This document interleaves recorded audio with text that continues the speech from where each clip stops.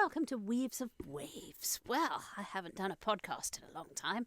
This is kind of exciting again. I've got some new equipment to play with, so some new toys. But today I wanted to talk to you about vampires. I like talking about vampires. That's because I am one. Yeah, not a drinking one, but an energy vampire. I think we all are. In fact, I know we all are. At certain stages of our lives, we feed off the energy. And the really good ones get really good energy. And the really bad ones usually end up as drug addicts or addicted to something like sugar or booze or drugs or whatever. And it's quite sad how energy, the ebb and flow of energy, is just ignored totally. Even the strongest light workers of this world, the priests, politicians, all the people that suck up so much energy, it's just ignored.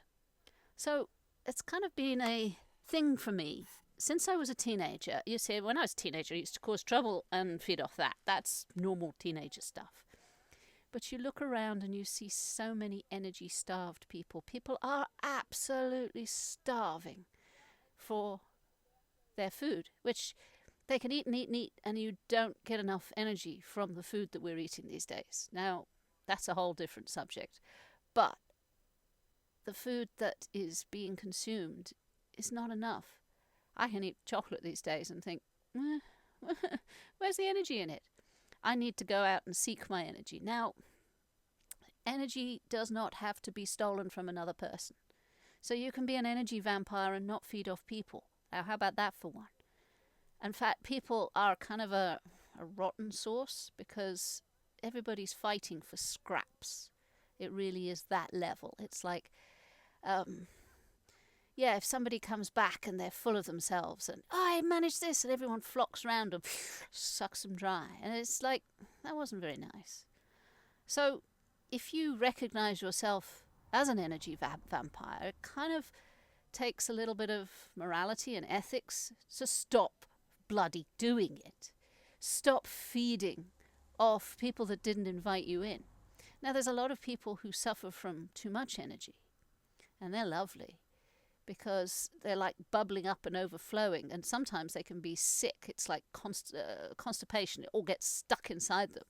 And you can come along and you just say, hey, is it all right if I sort of help you free that bit of energy up? And they're usually very happy. You can help them sleep. You can help them out of pain. You can feed off selective bits. So if they don't want that pain anymore, you just sort of go over and help them out. Now, I stopped doing that because they rely on you eventually, saying they come back and, oh, help me sleep again. Oh, take the pain away again. Yeah, it's a one-off thing, boy or girl. But it's energy flows and ebbs, and when it's stuck, then it gets painful. It really does. There is like a pain of stuck energy just as bad as a pain of being empty. And I think everybody can relate to being empty these days because the energies have changed. We used to get it, get entertained, and movies are pretty much not entertaining. They're not giving you the food you want. They're giving you bitter food. And a lot of people, if that's the only food they can get, then they'll keep getting it. It's a matter of going out to nature and having a look round and seeing the beautiful days and having a deep look at beauty. You look at beauty and you can feed. Oh, wow. Look at my cat. Look how he curls up and sleeps. Isn't he so beautiful? Oh, what an amazing thing. A cat or a puppy curling up and sleeping. And you just go, oh, and you can feel yourself sort of fill up. And you have to make a conscious effort of it these days, because especially if you live in a city or things are pretty grim. But a conscious effort at staring into beauty and looking deeply into things. Creativity is another way. Paint something, even if it's rubbish. I've been painting. I'm rubbish. But it's a way of getting energy into your system that is kind of pure. It's good. It doesn't come with strings attached, doesn't get addicted, apart from you kind of need it off and off. But it also fills you up better. Find things that fill you up better, because this world, everybody is acting as if they're starving. And you'll attract people into your life that want to feed off you. That's not nice. And corporations now are getting into the energy business big time. They'll feed off all their employees. And basically, you can be sitting at a desk doing something day in, day out. You're part of a hierarchy. And they're all feeding off you. It's like one-upmanship. Everybody feeds off the people below them. And I've seen this all my life, and I was like, I don't want to be part of that. And I did try, not so long ago, to be part of that. Because I wanted a job. I wanted to serve my community in some way. So I got a job, and I was busy with people and customer service and in and out. And I was getting stabbing pains in my back. And I'm like, I've never had that before. That's different. Only when I came to work. And I come to work, spend 2 hours at work, and I was like, this big hose pipe was stuck in my back. And I come home, and it sort of eases off, and then it's gone. And I've not had it while I'm not at work. So that tells me very, very clearly that my physical body is being fed upon every time I go to that job. So obviously I'm looking for another job, because I'm not doing that where I'm food. I don't like being food. And yes, it's been an education. It's been hard to learn lessons, because I thought, well, nothing can catch me. I know my own energy. Yes, and I was allowing myself to be fed off. It's like they pay you for your energy. They're not paying you for your time. They're paying you for the energy that they feed off. And the greatest politicians and the greatest CEOs, corporations, and all of them are the biggest vampires I've ever seen. And it is vampirism. They are feeding without asking. But they kind of do ask. And you start thinking, well, how dare they? No, they look at it from a contractual point of view. We tick the button and we agree to so many things. And it's like, well, technically, you agreed to be fed off. So when I signed a contract with the company, I actually was agreeing to be fed off. So this was my interesting lesson recently. So I would like to have shared it to people, so I don't get my message out to many people, because I don't think I feed people in the right way. I've done YouTube and I've done TikTok and I've done all of these things for decades, but I don't feed people in the way they want to be fed. I feed people the way I want to feed them, which makes a big hole in the sort of the transaction process. But to feed off someone, to feed off your audience, comedians, in fact, bands, you see how high bands get. In fact, it's classical, isn't it, where musicians, really, really famous rock stars, are usually drug addicts as well. They're trying to get the same high they get up on stage. It must be a hell of a rush. I've not been a rock star, but wow. And coming down for that, you kind of start to rely on it. So, yes, heavy-duty energy feeders. But we all need energy, and we are mostly starving right now. And that's when violence starts, and that's when things kick off. People are not thinking clearly. People are easily manipulated. The idea that they can get some energy that is wholesome and good drives people forward. It's like, it's like zombies. It's fresh brains. And it's mindless. And it's kind of scary, the way that we are being energy manipulated right now. Yeah, it scares me quite a lot, to be honest. But you try not to see. You try not to see. Don't see the energy drain. Don't see that company draining. Big online company. I get my books from them. I love books. But I'm looking at the site and I'm looking at this and I'm thinking, this is not good energy. So you've attached yourself. You've signed a contract. They are feeding off me. So there is only so many things I can allow that. And I'm looking at that big company with my books. It's all my online books. I love my online books. But maybe the cost is a little bit more than money these days. So that's what I wanted to talk about. I want you to just look at your energy and look where you feed off and who's feeding off you. It's just a simple thing. But once you start to see and feel, I should feel that hose pipe in my back. That it was kind of like, there was a movie a long time ago where this alien sort of had a claw that went forward and sucked out a man's brains.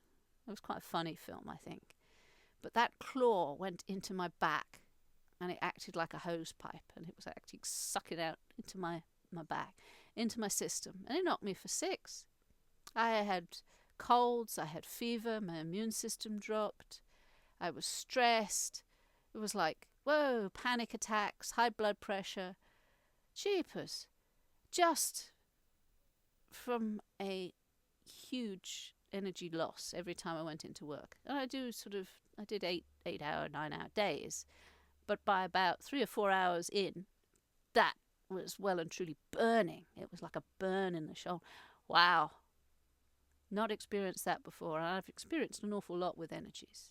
I am an energy vampire. It's anything that is throwing energy at you, you can feed off. Good or bad, it doesn't matter. It's a frequency. The emotion behind it doesn't actually matter. But the energy that is thrown at you, you can feed off. But the energy that is sucking out of you, that's the bit that you have to be aware of. If someone is sick, you can of course feed them your energy. 100%. If somebody is trying to, especially like a child, children are like, they're very big sources of energy, but they also drain a parent dry over and over again until they're bonded to you. It is quite a manipulative energy coming from children. But if they are sick or sad or needy or empty, there are very sick children that are like empty vessels. You're just starving. Of course you feed them. You give them attention. You look at their eyelashes and see how beautiful they are. Look at the colours and hues of their eyes. You just see how beautiful the inner person is, the soul. And you connect and you say, you say the right things. You put them at ease. And you show them pictures of beauty. You take them outside. You show their soul that they are loved. And that, I think, it needs to be done to everybody, not just children. Love. Now that is such a strange concept. For all my life, that was a strange concept. Usually a manipulating technique that people say, I love you, can I get into bed with you? And you're like, yeah, why not? If you love me, then of course I will let you sleep with me. We're taught that that is the only level of it. But when you look at the energies of love, many, many different frequencies that go off the freaking chart. And I don't know all of them. I cannot say that I am an expert in this. All I do know is that there is the base levels of it right the way up. Is there such thing as unconditional? People say there are. Not sure. I don't think I've ever experienced it. I will only love you if you behave in this way, or you don't do that. I will love you, but if you do that, I won't love you anymore. I don't know an unconditional love. If it's meant to be from divine beings, nah. Never had a divine being come down and say they'll love me if that. Usually it's like, again, manipulative. God says, or a God says, small g, says, if you do this, I will love you unconditionally. And you're like, that's an oxymoron. Contradiction on terms, don't believe that. But the energy that flows from the divine is a source. And that also has been a learnt process. It is a source that is encompassing. It's kind of like lifts you up and holds you, like, I would say, like a mother should do. So it's like a mother's arms, knowing that you're safe. Whether you had a mother that could do that, that's a different story. But this one is like a divine mother that can hold you safe. and unspoken. That's how I have experienced the divine. Unspoken. Love? It's not a manipulative love. It's an unspoken maternal. I guess the way I am needs a maternal aspect of the divine. But when I am low and I'm hurting and I know there's nobody human that can help, you reach for beyond. And maybe it's an aspect of myself. I'd like to think so. I'd like to think that there is a higher self of me that feels that way. Again, energy. Energy can take you from right the way from the base, where you're the baseline sexuality, the baseline animalistic grr, and it's seductive, and it's the Lilith energies, it's manipulative, and it's powerful, and it's, yes, very much insidious. It works for itself. It doesn't work for you, but you can make it work for you, but then it will betray you. When the shit hits the fan in your life, that energy you won't be able to find it. In fact, most of the love and light energies also won't be able to find it. I can almost guarantee that. It's like calling upon the angels. When your shit hits the fan, you can't find them. You can't even connect to them. Even if it was a part of your higher self, when your shit hits the fan in your life, you're depressed, miserable, suicidal, you don't want to do it anymore, you can't find all those beings that were so loving and comforting at one stage. You have to go deeper. And that's where I have found that you go deep into shadow. So a lot of the dark gods are the most loving, protective beings that I've ever met. And they will show you your shit. They will tell you, yeah, this is how you created this. It's all your fault. Take responsibility. Anything you take into the shadow realm will be looked at, examined, and used against you if you are not smart. But it's not evil. It's not corrupted.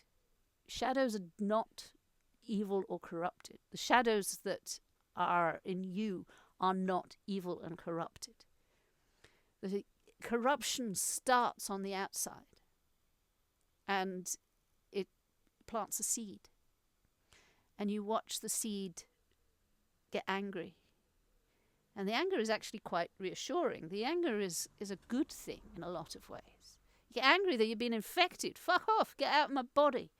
That hose pipe in I was angry. I thought, right, well, burn it out. And I did for a bit, but I couldn't hold it. And then it gets bitter. And once the anger has turned bitter, you've been touched. You've been corrupted. It's infected you. And my body went into infection mode. And when it does, it fights the infection. So it went down through my emotional bodies into my physical body. And then I manifested sickness and illness. Because I got angry and then bitter with it. And that's the seed coming out from the outside world, the energetic outside world.